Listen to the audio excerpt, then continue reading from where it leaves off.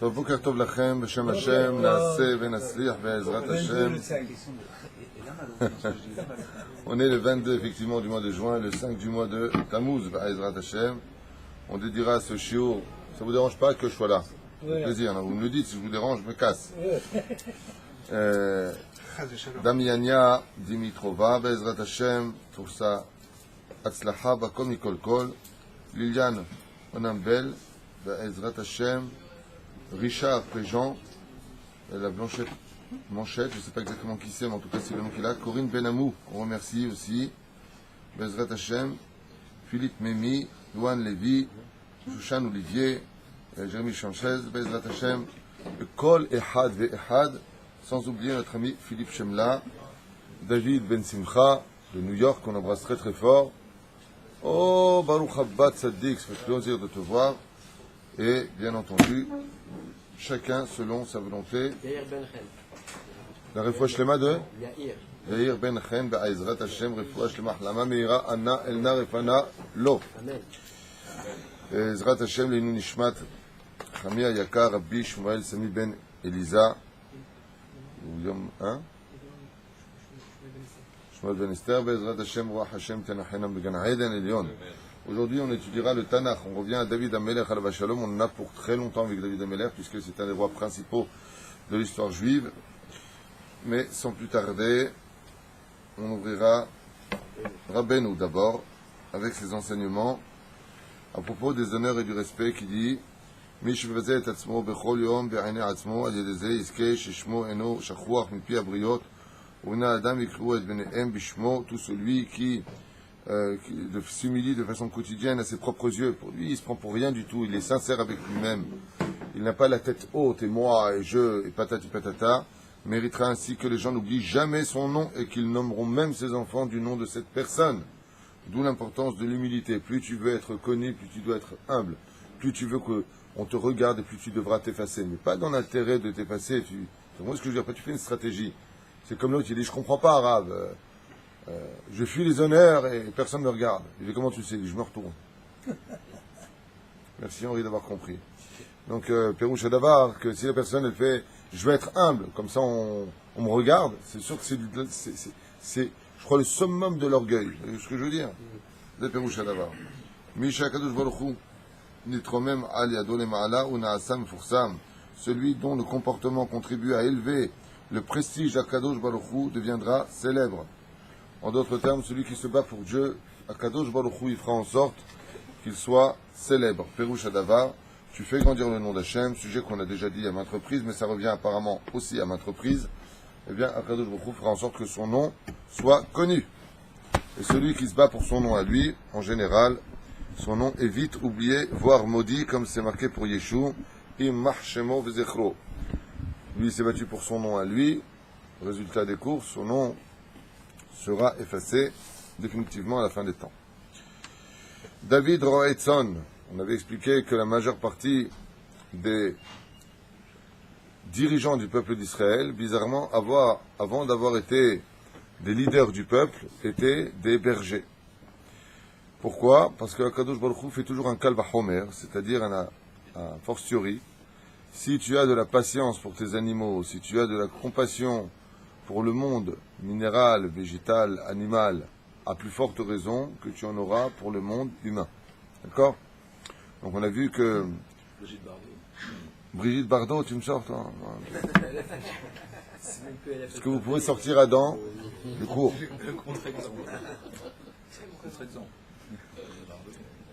Parce que Brigitte Bardot était berger.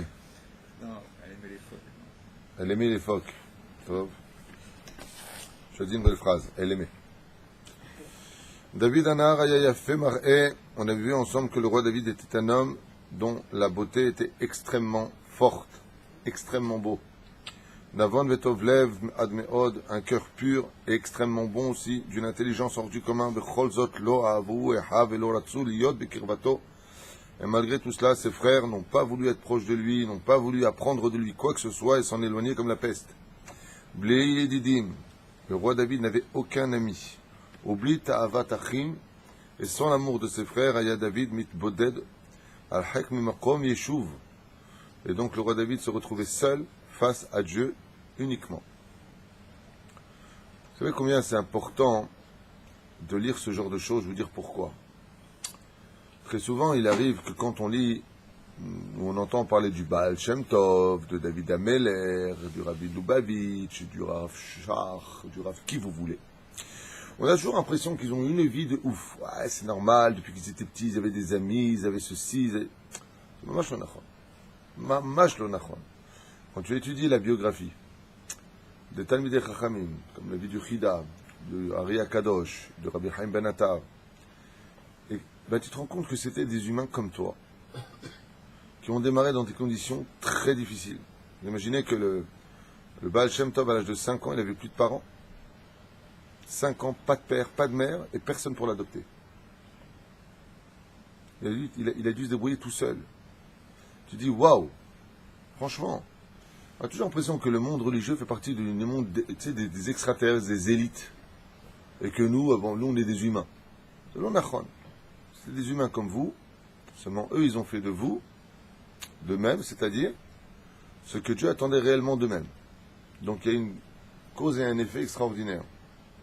En deux mots, ça veut dire que vous aussi, vous pouvez être des Baal Shem Tov. Vous aussi, vous pouvez être des Baba Eleazar.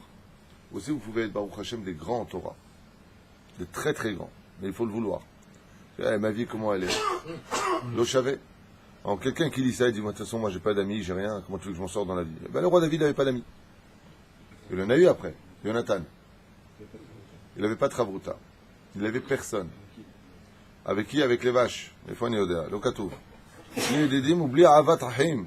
היה דוד המלך מתבודד הרחק ממקום יישוב ורועה את צאן אביו במדבר. Il était dans un désert avec le troupeau de son père, en train de faire paître là où il y avait de l'herbe. Imatzon aya mit'aler berachamim ou be'ahava. Et le roi David avec le troupeau les emmenait avec patience et amour. On mêlait et tzerchav shel kol echad mibnei atzon, en faisant attention à chaque besoin de chaque animal dans son troupeau. Kila aya motzi l'armée. Gdaïm, on avait fait ça la dernière fois. Il faisait en sorte, on avait dit la dernière fois, que les faibles d'abord ils mangent, les petits, et vous vous rappelez, il faisait en sorte que chacun puisse, et les forts en dernier. David Agibor, David a eu un surnom, on l'appelait David le fort. Biotoroé Bamidbar Hashomem, quand il se trouvait dans le désert désertique, היה דוד ניצב לא פעם מול חיות טרף. באומץ לב ובתחילת עזרת השם הצליח דוד להציל את עצמו ואת צאנו מפרצי הטורפים. פעם נלחם ב4 אריות וב3 דובים ללא כלי נשק ובידו גבר עליהם. Alors, le roi David, là où il se trouvait des animaux nuisibles, vous l'avez bien compris. Et une fois, alors qu'il priait constamment Hachem, le matin et le soir, toute la journée il priait à Kadosh Baruch Hu, il cherchait à apprendre la Torah. Il dit comme ça, il s'est retrouvé face à 4 lions et 3 ours. Le lot kle neshek ou biado shum davar. 4 lions et 3 ours, dit le Midrash. Pas 2 lions et un ours comme dans d'autres endroits, 4 lions et 3 ours. Et qu'est-ce qu'il a fait avec? Il les a déchiquetés. Uniquement avec la force de ses mains. Là, ça devient un petit peu fort comme histoire. Hein? Qu'est-ce que tu feras, Abraham? 3 ours et 4 lions devant toi. Qu'est-ce que tu fais? Tu te bats. David et sono al giv'a velo aita ela gabo arhav shel re'em anak. Alors, une fois le roi David fait vraiment un kitsour ici. Il était en train de faire paître son mouton et il est monté sur une montagne énorme. Une montagne qu'il n'avait jamais vue. Et il a commencé à monter cette montagne sans se rendre compte que c'était pas une montagne. Et ça ne cessait de monter, de monter, de monter, de monter, de monter. Et lui, il a voulu monter pour voir son troupeau, pour voir l'horizon, pour découvrir la nature. Et il ne s'est pas rendu compte qu'il était monté sur un animal. Attends, la Gemara, il y a une mahloquette. Combien il faisait cet animal de haut? Ce que je veux dire, ça va vous faire rire, j'en suis certain. Il y a une DA qui dit qu'il faisait 16 km de haut. Donc vous voyez, quand on parle des dinosaures, à l'époque de la préhistoire, ça fait rire à côté de l'animal du roi David. À l'époque du roi David, 2600 ans à peu près, ouais, il y avait un animal qu'on appelait le Rehem. Il était aussi haut, voire plus haut qu'une montagne. Alors bon, on voit ce que dit d'abord le Midrash. Ahaya Rav Tzal Mekoma David shelo ra'a et rosho Rehem vet karnav hashav letumo she'ar lefanav ve'ala alav. Parce qu'il était au repos. Alors il bougeait pas, il pensait que c'était une montagne. Le feta et kitz Rehem itardemato veitromem. Pourquoi? L'animal il dormait. Et quand il a fini de dormir, il s'est levé. Et David al-Gabo, et le roi David était sur son dos. Kim'at ad shamayim igia. Il est arrivé jusqu'en haut du ciel. En haut du ciel. Il palel David al-Hashem v'iftiach. Il a fait le roi David un éder. Quand il a vu ça, il a dit Wof, honte de l'humanité. Je veux dépasser Armstrong. C'est Armstrong qui s'appelle l'autre? C'est ça? Ouais. Je vais aller dans l'espace. Il a fait un éder. Tout de suite. Qu'est-ce qu'il a dit? Ribono shel olam. Oredna oti min ha-re'em hazeh va'ani evne lecha echal shel mea amot kemidat karne ha-re'em hazeh. Il lui a dit, je te promets, Hachem, que si tu me sauves de cet animal, je te construirai un temple, écoutez bien, qui fera mea amot. Waouh! Ça fait combien mea amot? Mais non, 50 mètres. 50 mètres, kemidat karne ha-re'em hazeh. De la même longueur des cornes de cet animal. C'est-à-dire que les cornes du Rehem faisaient 50 mètres de long. Non, il y en a qui disent que le Rehem, ça ressemblerait à un taureau d'avant. Le Rehem dans la Torah est l'animal terrestre le plus grand de tous les animaux.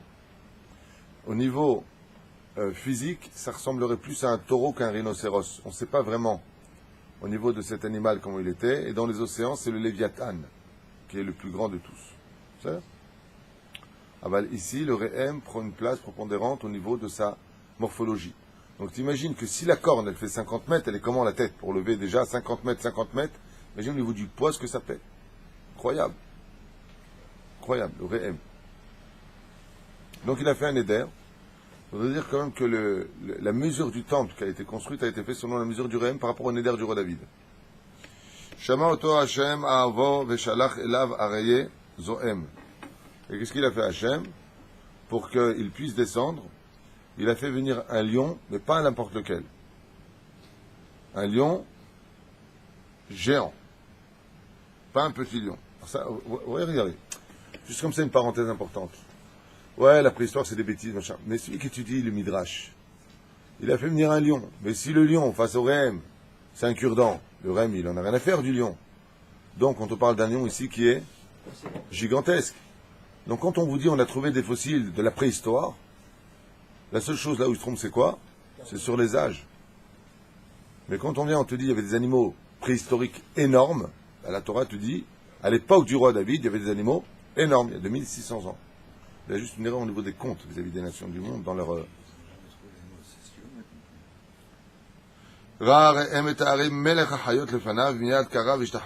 Et pourquoi est-ce qu'il a fait ça? Parce que le Rehem, qui est un animal judicieux, savait que le roi des animaux, c'était le lion. Et donc, quand il est arrivé, il s'est prosterné devant lui, Kivyachol. Il a peut-être voulu dire prêt au combat. On sait que le lion et les taureaux ont l'habitude de s'affronter dans la jungle. On voit ça dans les safaris. Et le roi David en a profité à ce moment-là pour descendre. Mier David ve'yarad me'alav ala haaretz samach me'od b'makom ve'amad David chared mipnei ha'aryeh hagadol shemulo. Le roi David il est vite descendu de l'animal et s'est retrouvé nez à nez avec le grand lion. Miskin. Ma'asa kadosh baruch hu kedei latzilo bashenit. Il a fallu maintenant faire un deuxième miracle. Sauvé du Rehem, il s'est retrouvé nez à nez avec le lion. Vous savez pas tout ça sur le roi David, hein? D'accord? Même le roi lion à côté, c'est de la rigolade. Et vite, Zvi la makom. Qu'est-ce qu'il a fait à Kadosh Baruch Hu pour sauver le roi David des lions, de ce lion si géant, si important, un lion tunisien.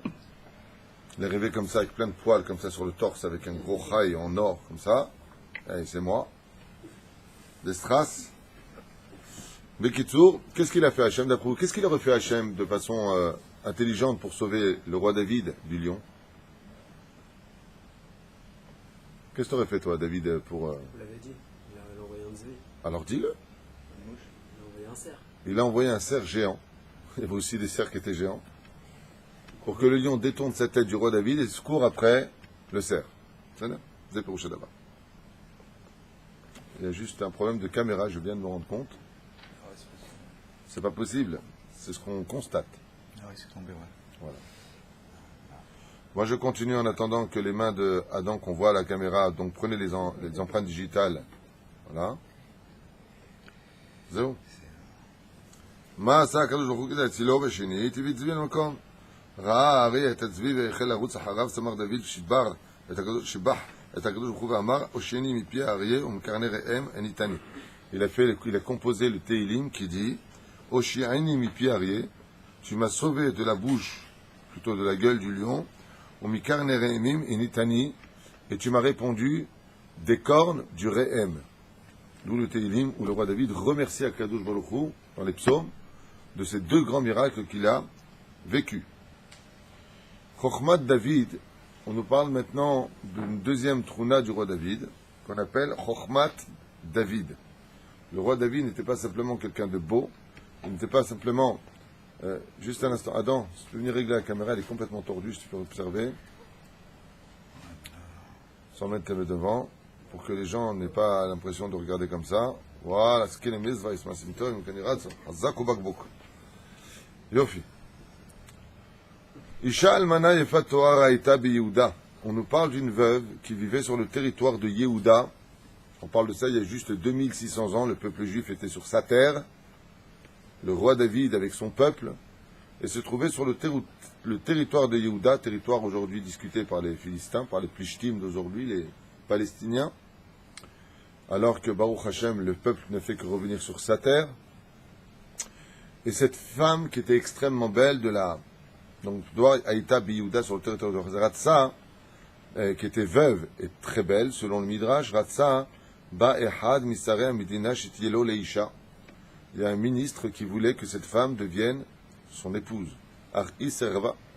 Mais elle n'a pas accepté de l'épouser. Asar lo inyahla, ou ksherabu afet sarotav, ikhlita isha lazov et aretz izman ma'ad, she ishkahena b'asar. Et donc, pour éviter toutes sortes de pressions gouvernementales, elle a décidé de quitter le pays jusqu'à ce que le Sar l'oublie. Le Sar, c'est le ministre. Ashira Ita, elle était extrêmement riche. Ordel ishmor al kaspa asta bechokhma. Et afin de préserver son argent, elle a agi avec sagesse. Et kol hakesef ve'azav shaya birshuta ikhnisa letor kadim amukim v'alem yatzka dvash. Qu'est-ce qu'elle a fait? Quand elle est partie, elle n'a pas pu prendre tout son or. Elle l'a mis dans des vases, comment dire, Va'ita birshuta ikhnisa letor kadim amukim, des vases profonds. Et sur ce, elle a mis des jarres. C'est ce mot que je cherchais à dire. Merci bien. Des jarres. Et sur ce, elle a mis quoi? Beaucoup de miel. Comme ça, les gens ne touchent pas à elle. Et Akadim, il vient elle, Echad, et Mekarea, Obichem Menu, Shishmor la aladvash, Achuva. Et elle a pris ces jarres, elle a mis du miel sur ces pièces d'or, elle les a emmenées chez quelqu'un qui avait une grande confiance, et elle lui a demandé, est-ce que tu peux me garder, s'il te plaît, ces, ouais, ces jarres de miel, s'il te plaît. Top. Donc c'est sympathique. Vous comprenez ce qu'elle a fait? Elle a pris des jarres, elle les a remplis d'or à moitié, elle a pris du miel, elle a couvert ces pièces d'or, les a usées. Vous connaissez cette histoire? Moi je connais. Kedei sheisha amdu b'martefo shel haish. Donc qu'est-ce qu'il a fait? L'homme il a dit, pas de problème, je t'ai gardé, tu pars en vacances, une longue période, t'inquiète pas, ils sont dans la cave, qui va venir voler du miel? Il y en a dans la nature, il n'y a pas de problème, je te les garde. Jusqu'au jour où cet homme-là, il a fait le mariage de son fils.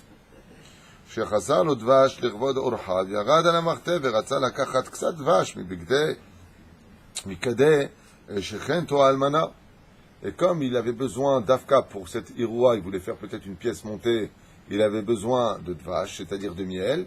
Il a dit, bon, en bas, il y a des plein de kadim, des jarres de miel, je vais lui prendre un peu. Hey. Qu'est-ce qu'il a fait? Il a mis avec sa main, il avait un gant, il a pris avec beaucoup de miel dans sa main, le hafetz caché, et là, waouh, waouh.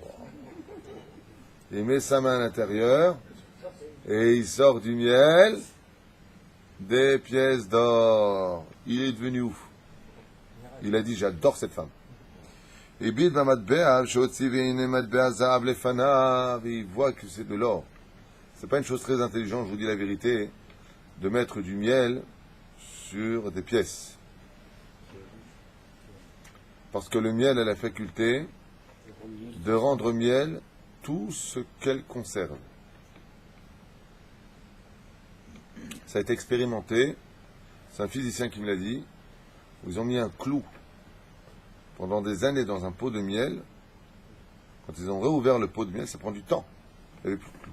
Le clou devient miel.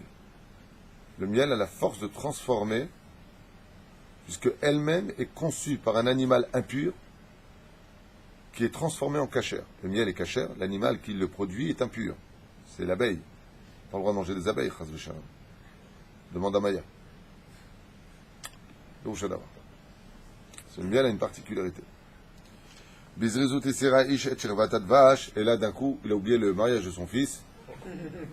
Et il a retiré tout le miel. Et là, qu'est-ce qu'il a vu?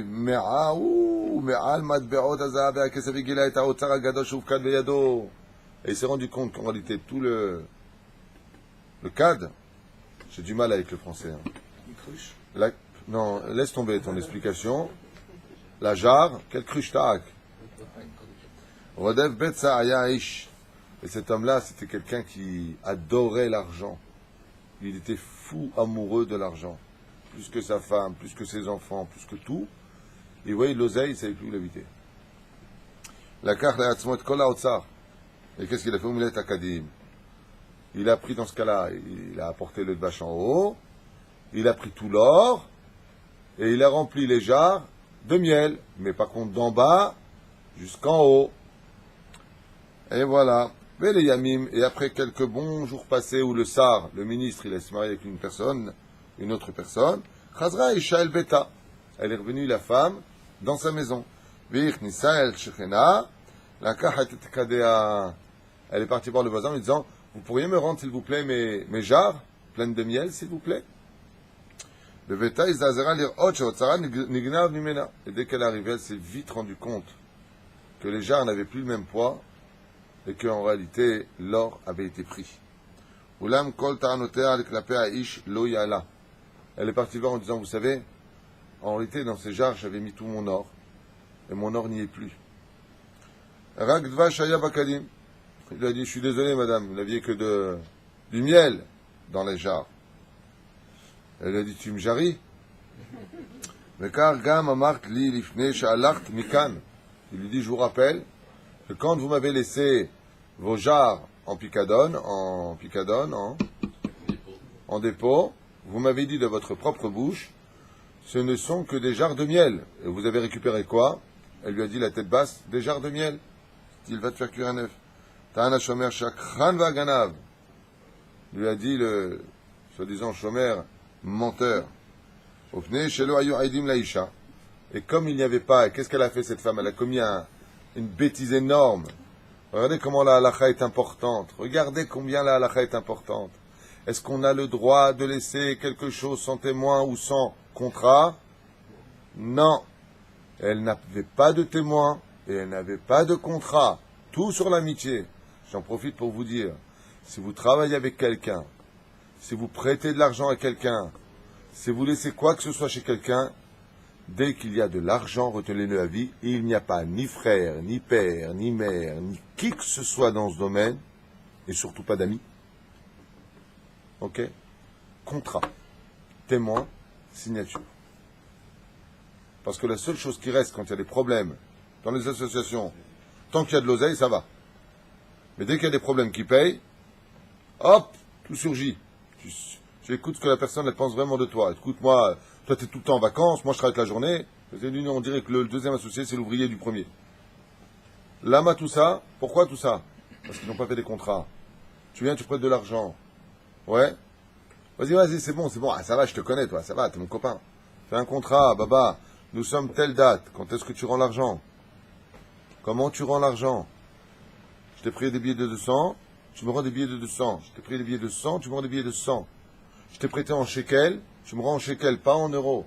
Pourquoi? L'inflation, on ne sait pas l'euro s'il va monter, s'il va descendre. Comme je t'ai prêté, tu me rends. Quel doute, quelle date, quel... Tu es associé à combien de pourcents? Quel est ton rôle dans l'association? C'est comme ça qu'on traite des affaires. Si vraiment on aime la personne et qu'on ne veut pas se fâcher avec lui, il faut faire des contrats. Si pas de contrat, je pense que tu es passé aussi par cette expérience. Mais c'est parce que je t'avais dit, mais pas du tout, c'est parce que tu n'as pas compris. J'ai jamais dit ça. J'ai jamais ceci. Tu veux éviter, j'ai jamais dit ça. Là-bas, rien, on ne se prend pas la tête. Regarde, tu te rappelles, on avait signé. Qu'est-ce qui a marqué? T'as lu. Si tu avais compris, tu as signé. Rabotaï, tous les jours, il y a des conflits qui fâchent des familles, des frères, des amis à vie à cause de ce manque de savoir-vivre. La halakha nous dit ça. Et maintenant, qui s'est mangé tout le miel, si je peux me permettre l'expression? La femme. Et pourquoi la femme? Parce qu'elle aurait dû prendre 2 témoins quand elle a mis l'or à l'intérieur. 2 témoins qui auraient vu donc 2 amis à elle en disant voilà, je vais mettre mon or, vous êtes témoin. Je vais l'emmener de l'autre côté, je vais lui dire qu'il y a que du de vache. Je dis, mais madame, vous n'avez pas de témoin. Vous dites que vous avez mis de l'or, vous êtes peut-être une folle. Si elle a vu 2 témoins, non. Cette femme, nous sommes témoins, elle a mis de l'or à l'intérieur, ils étaient chez vous. Est-ce qu'on vous a volé, monsieur? Non. Donc c'est vous le voleur. Mais il n'y a pas de témoin. Alors, c'est terrible, hein? Voilà. Elle est partie voir les juges et elle leur a dit, tout simplement, elle leur a dit simplement, voilà, j'avais mis tout mon or, vous me connaissez, j'étais une femme extrêmement riche, j'ai mis tout mon or à l'intérieur de ces de ces jarres, et patati patata, entre nous. Bon, les juges, vous savez ce qu'ils lui ont dit? Ils lui ont dit, madame, pas de témoin, ouais, pas d'oseille. C'est de votre faute. Elle est partie la tête basse. Qu'est-ce que vous auriez fait, vous, pour amener une preuve à ses propos? Allez. Maintenant, elle est partie voir. L'enregistrement Le sonore de train la personne. dit de celui qui a emprunté, qui a gardé le. Qui a acheté la nouvelle. Alors, lui, Benjamin, il nous dit, ici présent, voyons le train de vie, c'est un peu ce que fait la police avec les mecs qui arnaquent. Le mec, il avait rien du tout, d'un coup, il a un 4x4, une villa, une piscine, 2 femmes. Ouais, il dit, oh, d'où t'as eu ça, toi? Faut que tu prouves. C'est sympa ce que tu dis. Mais le mec, il a été très vigilant, il est resté avec la même maison, la même femme, et le même calèche. La même calèche. Ou alors, il peut très bien dire, j'ai eu un héritage. C'est la vérité. Mon oncle d'Amérique. Qu'est-ce que tu dirais, Yoram? Il a dit sur la Torah. Non. Il a fait quoi? On le fait jurer, lui, qui n'a pas pris là. Mais elle n'a pas de témoin. C'est à elle de prouver. Mais lui, on le fait jurer qu'il n'a pas pris. Il a dit, j'ai pas pris. Il n'a pas peur. En attendant, nous, on veut rendre l'argent à la femme. Qu'est-ce que tu proposerais, toi, David? Toi, le juge, maintenant la femme, elle pleure et tu vois que c'est sérieux, l'autre, il la regarde. Fantomas. Qu'est-ce que tu ferais, toi? On est...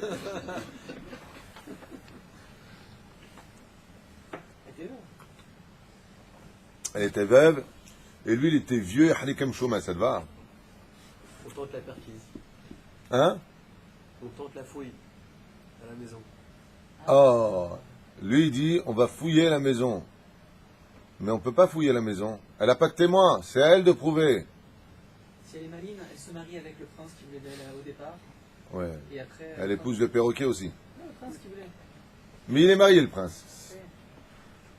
Elle devient la maîtresse du prince. Parce que les maîtresses dans le couple, elles ont toujours le meilleur truc. Elles prennent les vacances, les belles paroles, les chocolats, les cadeaux. Les maîtresses, elles ont un très bon rôle dans les couples. Que Dieu leur pardonne leurs crimes. Peut-être jouer le vice avec lui, quoi. Lui dire, tu me donnes 10%, je dis que. Alors toi, tu dis, puisque vous avez perdu tous les aides, tu lui dis au voleur, tu me donnes 10%, s'il te plaît. Et puis je fais un psaqdin comme quoi, t'es tranquille. Et je fais un psaqdin comme quoi elle récupère au moins 10%. Bon, vas-y, Aaron, essaie de sauver la situation, je suis déprimé. Hein? Ouais. C'est pas le même miel. Eh bien justement, il va lui dire avec le temps que vous êtes parti, il a changé un peu. Hein. Donc, on va s'adresser à Baruch qui va nous donner la bonne réponse. Il fallait pas qu'elle parte. Voilà, ça c'était la bonne réponse.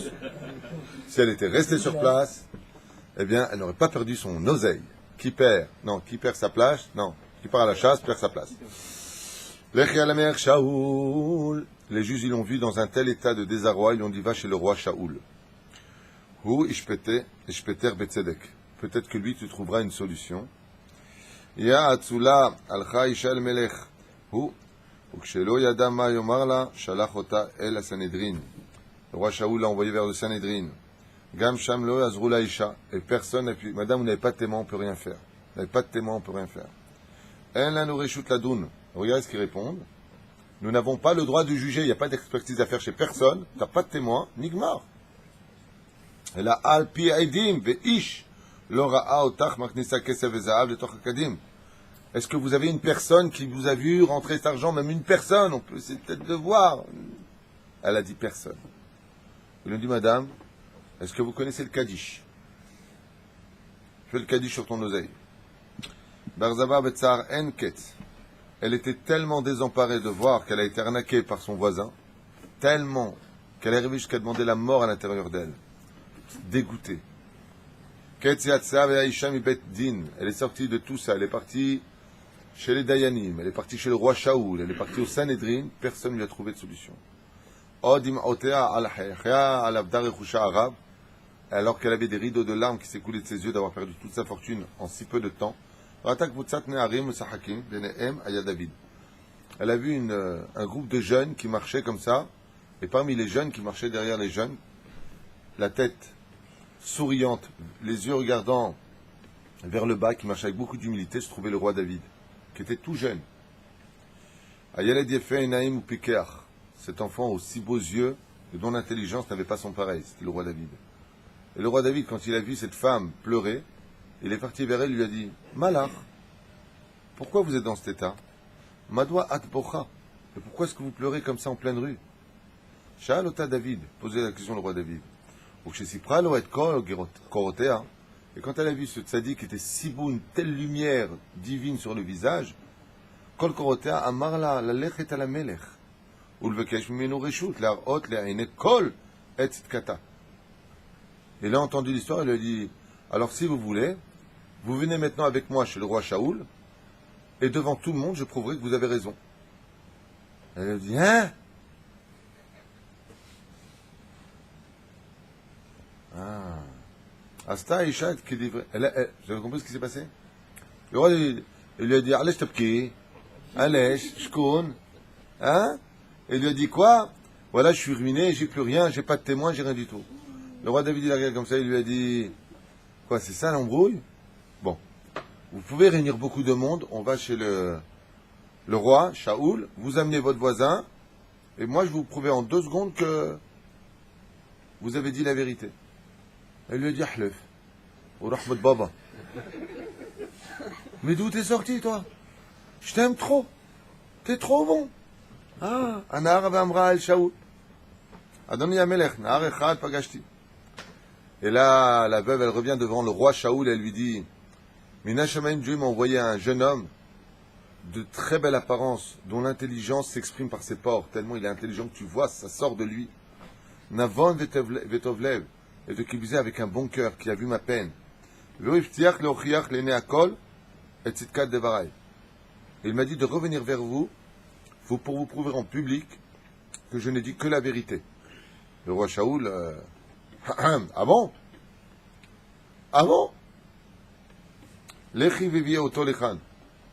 lui a dit, alors apporte ce jeune homme et qu'il fasse ses preuves. Pakah Amelech. Pakad Amelech, il a donné l'ordre. David ifna Amelech she'elo Shaoul im yoda'u mi dover emet. Aïcha ou Achachen. Quand est venu le roi David, il lui a dit, alors c'est toi qui prétends donner justice et prouver que qui a raison, la femme ou le voisin à côté là? Ils étaient devant le roi Shaoul, maintenant on rigole plus. C'est dans le roi. Le roi Shaoul se prosterne devant le roi. Shalom Amelech, ça va les vacances? Cool. Très bien. Aïcha Shachen, Kida Kolé Advash. Shivlo David Amelech Baometz.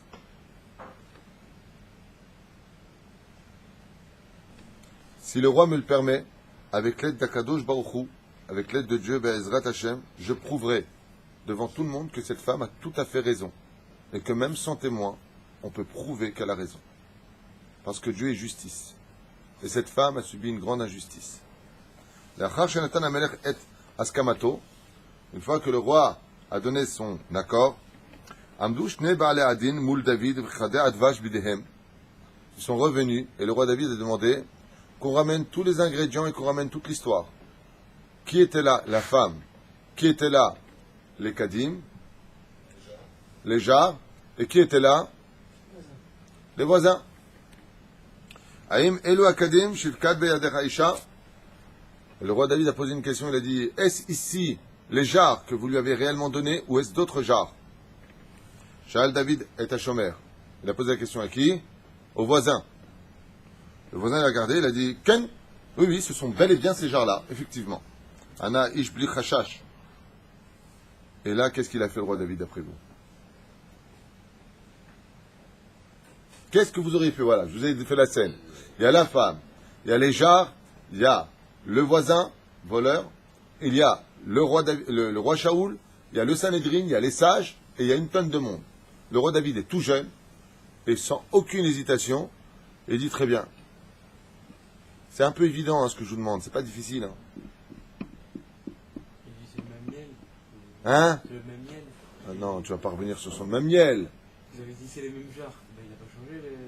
Donc, Il y a des traces d'or peut-être dedans, non? oh! Oh! Comment il y a des traces d'or? Vas-y, Abraham, arrête de réfléchir. Plus on est bête pour ce genre de choses, plus on trouve. C'est quand on réfléchit qu'on se coince les neurones. Non, mais c'est tellement évident. Le miel, il bouffe. Ouais, bien sûr. Et toi, tu bouffes pas, toi. Non, Les trucs, bien sûr. Je sais pas quoi dire. Il est trop derrière, celui-là. Parce que le miel, c'est un truc avec le miel. Oui, il y a un truc avec le miel. Il ronge, oui, c'est sûr. C'est un rongeur, le miel, maintenant qu'on a idée. Il absorbe tout ce qui... Il absorbe, bien sûr. Il a eu Barbatruc. Vous êtes vraiment à refaire, les mecs. Le miel, il a la couleur de l'or, comme boucle d'or. Vous arrêtez vos bêtises. Il se dissout, il se barre pendant qu'on y est. Il part en vacances avec une casquette et un skateboard. Arrêtez de faire les lourds. Le miel, il...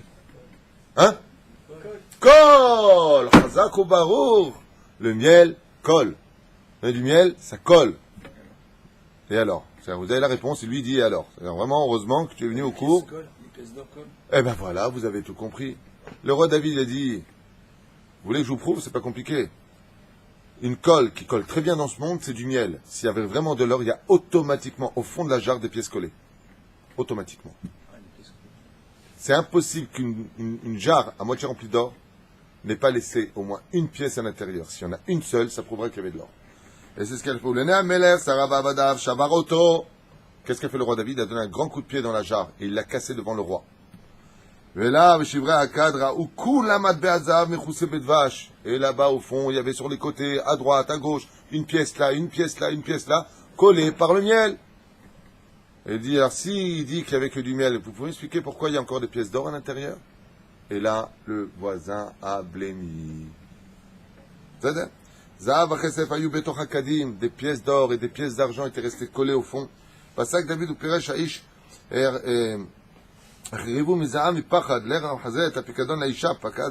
lui a dit maintenant, il a regardé le roi David dans les yeux, le voisin, il lui a dit espèce de voleur, va rendre maintenant immédiatement cet argent devant le roi, tu ne peux plus mentir. Il a mis en panique. Et le roi Shaoul a compris que Akadosh Baruch Hu était avec le roi David. Le roi Shaoul Bayi, David Hashem, Immo. Akadosh Baruch Hu, il est avec le roi David. Il a regardé le voisin, le roi, maintenant on ne peut plus rigoler, c'est la pendaison. Et ok, c'est bon, je reconnais, oui, c'est moi, je reconnais, je fais tchouva. Ainsi donc, cette femme a pu récupérer tout son or, grâce à tout simplement l'intelligence du roi David, qui quand a entendu l'histoire, il dit, mais, c'est comme je prends de la colle, je mets des pièces dedans, d'accord? Mais une tonne de pièces. Le mec, il a vidé avec ses mains, et il a remis du vache à l'intérieur, machma, qu'il y avait au moins une pièce, sur toutes les pièces, c'est impossible qu'il ait tout vu.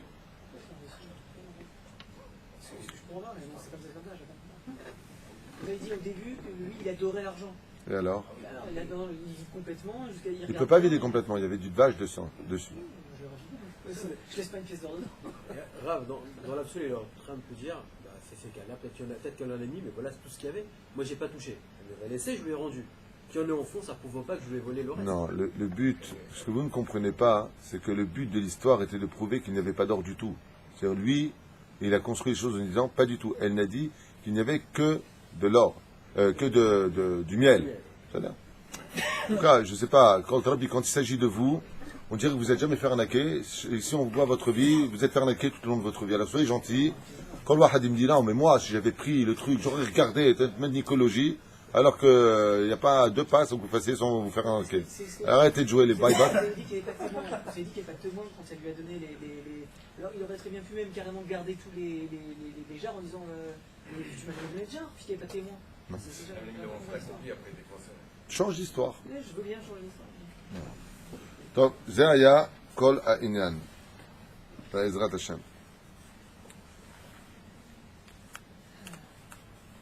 Donc ici, grâce à Dieu, on n'a personne qui trouve des solutions. Mais dès qu'on parle de gens qui se font arnaquer, vous me dites, moi je ne me serais pas fait arnaquer. Vous êtes très fort. Vous êtes très très fort. Ezrat Hashem. Tiskul imzot u'ma'asim tovim, puisque là c'est un nouveau sujet un peu long. Lachen na'atzor kan. יחיה דוד המלך בעזרת השם, חי וקיים, כל טוב.